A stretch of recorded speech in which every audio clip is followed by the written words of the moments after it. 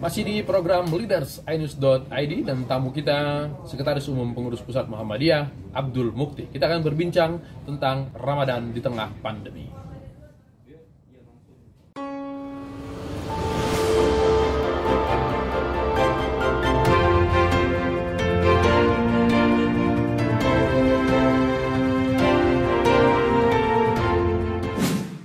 Kita sudah bahas tentang tarawih dan ibadah-ibadah di bulan Ramadan yang lainnya.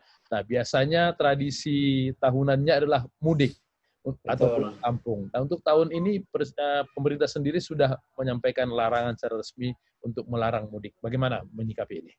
Dalam hal ini ada 3 hal lagi, Mas. Saya suka angka 3 ini. Untung kemarin calonnya cuma 2, jadi kalau suka 3 itu nggak masalah gitu. Jadi yang pertama, mudik itu kan cara kreatif orang Indonesia di dalam mengamalkan ajaran silaturahim.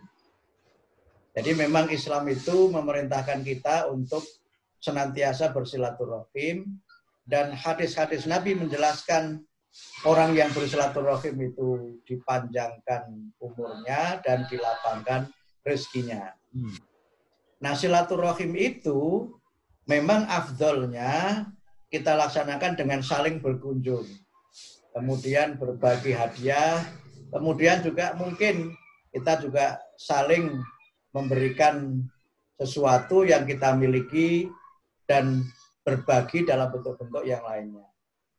Tetapi dalam situasi di mana kita ini sedang di tengah pandemi, maka tentu silaturahim itu bisa dilaksanakan dengan cara yang berbeda.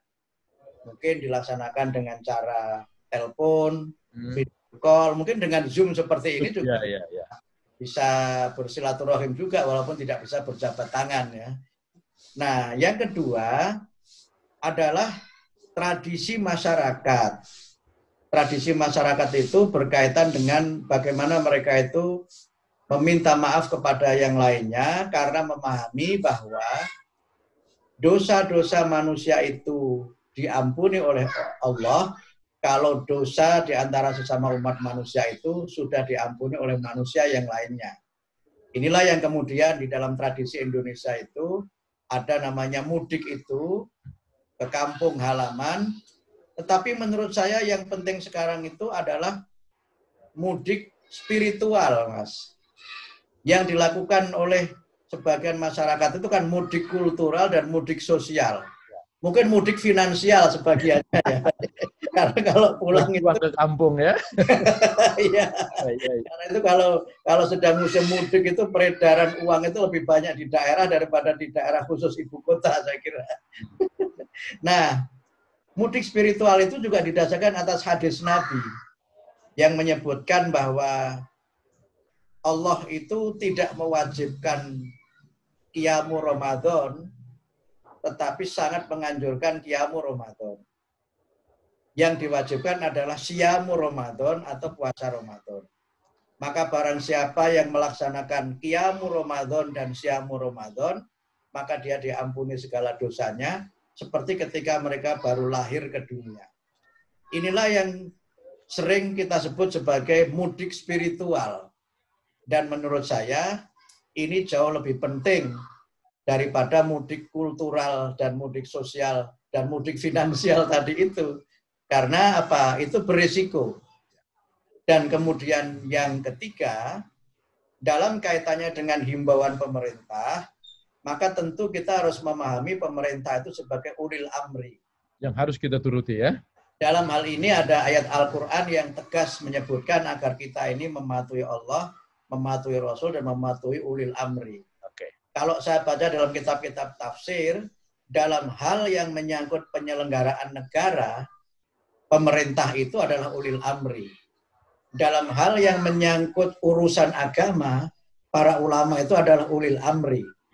Dalam urusan yang berkaitan dengan keilmuan, para saintis itu adalah ulil amri. Nah, terkait dengan mudik ini kan sudah ada fatwa Majelis Ulama. Sudah ada aturan pemerintah.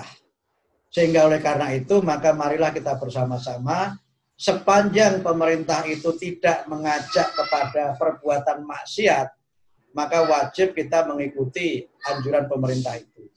Dan ini juga dikuatkan oleh sebuah hadis Nabi yang diriwayatkan oleh Imam Bukhari dari Abu Hurairah.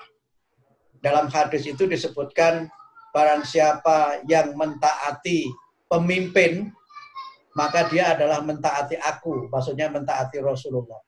Dan barang siapa yang mentaati aku, maka dia adalah mentaati Allah. Artinya menurut hadis ini, ketaatan kita kepada pemimpin itu struktural, seperti ketaatan kita kepada Rasul dan ketaatan kita kepada Allah. Karena itu maka dengan segala hormat kepada saudara-saudara kita yang ingin mudik, kalau tidak benar-benar terpaksa, memang ada hal yang mengharuskan kita mudik, sebaiknya tidak mudik. Saya mengatakan ini dari lubuk hati yang paling dalam. Karena saya ini mudikers sejati, Mas. Dan untuk tahun ini akan mengikuti anjuran pemerintah itu? Saya sudah menyampaikan ke ibu saya, untuk Idul Fitri tahun ini saya tidak pulang, dan alhamdulillah setelah lewat penjelasan yang panjang lebar, ibu sudah menyampaikan ikhlas kalau saya tidak pulang. Tetap aja sulit bagi orang tua untuk tidak menerima anaknya tidak pulang itu. Ya, saya kira kebahagiaan orang tua itu, apalagi kakek nenek itu kan kalau bertemu dengan keluarganya dan bertemu dengan cucu-cucunya. Ya. Saya sih belum punya cucu, tapi membayangkan kalau saya pulang bersama anak-anak itu betapa bahagianya. Kumpul-kumpul itu. Saya itu ketika bertemu melihat cucu-cucunya, apalagi lupa menyebut nama cucunya, itu juga kebahagiaan tersendiri. Itu apalagi yang cucunya sudah lebih dari 20, itu mungkin menghafal nama cucunya juga bisa keliru, tapi mereka bahagia luar biasa karena semua keluarga berkumpul, dan itu termasuk kalau bahasa Al-Quran, keluarga itu kan zinah al-hayat ad-dunya. Keluarga itu adalah perhiasan kebahagiaan kehidupan dunia. Karena itu maka ada kan lagu populer itu, mohon maaf ya, ini tidak iklan film. Harta yang paling berharga adalah keluarga. Karena itu maka kita bisa punya makna itu kalau kita punya keluarga, dan bisa kita bayangkan memang betapa bahagianya bersama dengan keluarga.